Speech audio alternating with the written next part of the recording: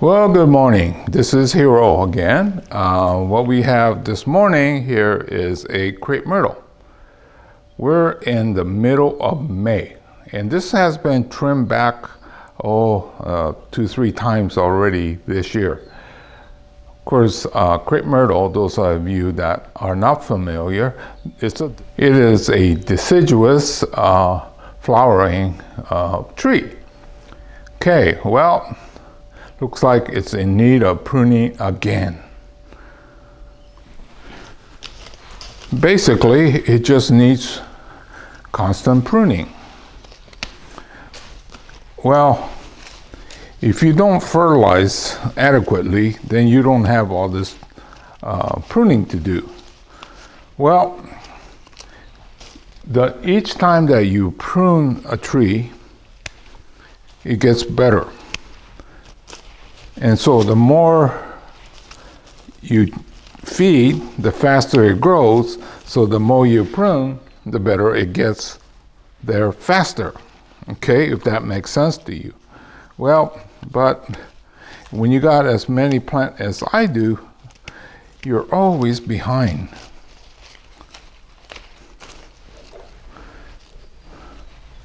Those of you that live in hot, dry part of the world, crepe myrtles are great.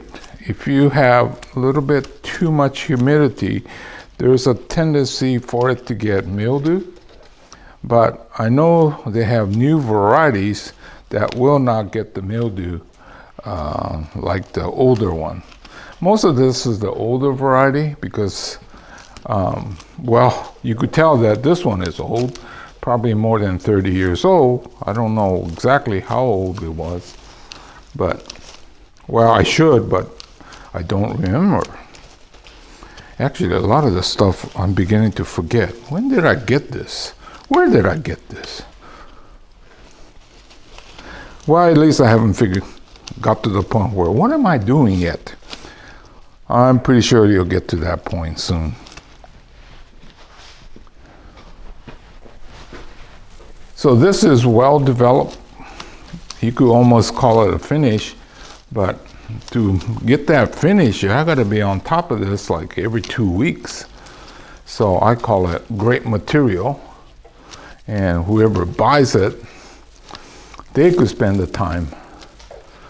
Well, as long as you don't have like 3,000 plants, I guess you could take a little bit more time with each one and enjoy the process. You know, people think that bonsai is very relaxing and artistic art form. Yes, it's quite like that. But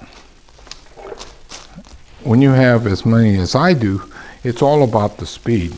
You got to do it fast because there's too many sitting around waiting for you. Yeah, well, I gripe, but I really enjoy this.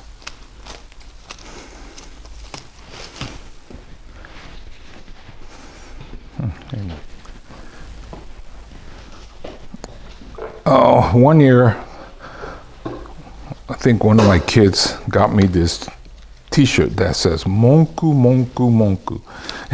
And what that translates to is complain, complain, complain. Oh, well, maybe I do complain sometime. Anyway, on the crepe myrtle, they sucker at the base. So there's constantly things that you should remove.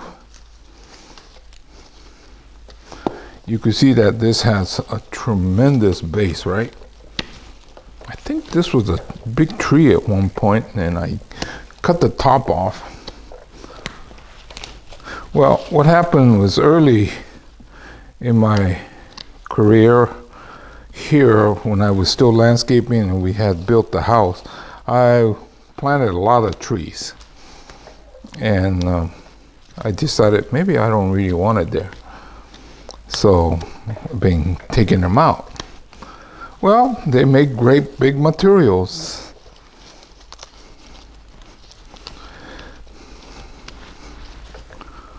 So you can see all of these things at the base, right? And then once you clean it up, look at how big this thing is.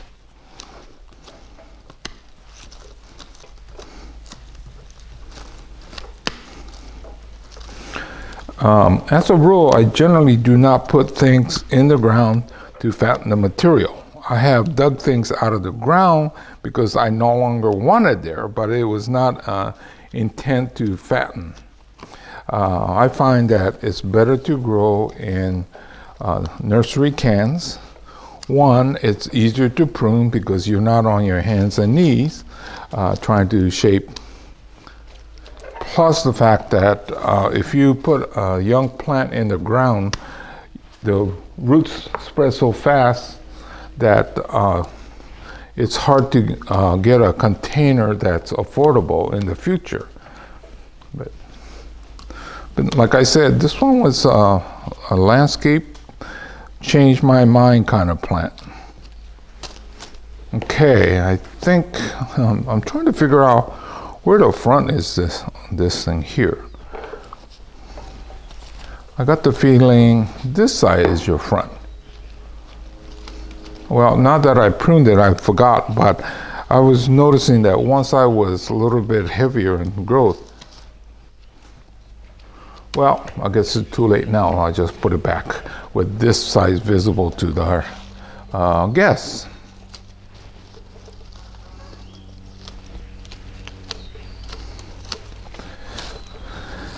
Okay, now these do start to flower in summer during the warm weather, right? Okay, so right now I want to cut it as severely as I can.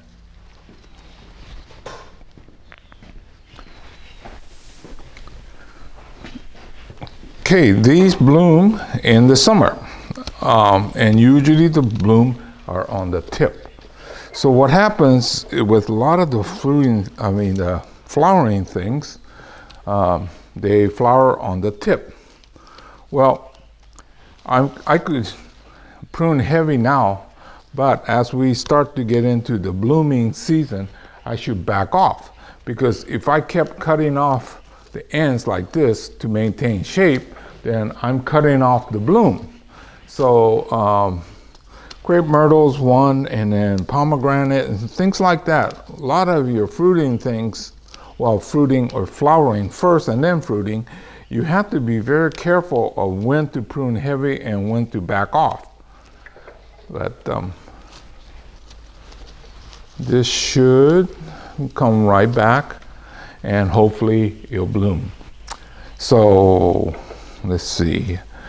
Yeah, I think this is the front right here, and I think I'll stop about now.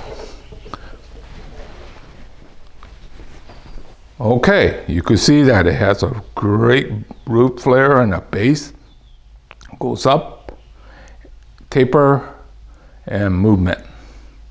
So those are the minimum requirements that I set for myself. So anyway, this will go back, and if it's blooming correctly, I'll probably try to show you. Okay, so this is Hero saying goodbye. I'll see you again in another chapter. So this has been a crepe myrtle being pruned in the middle of May.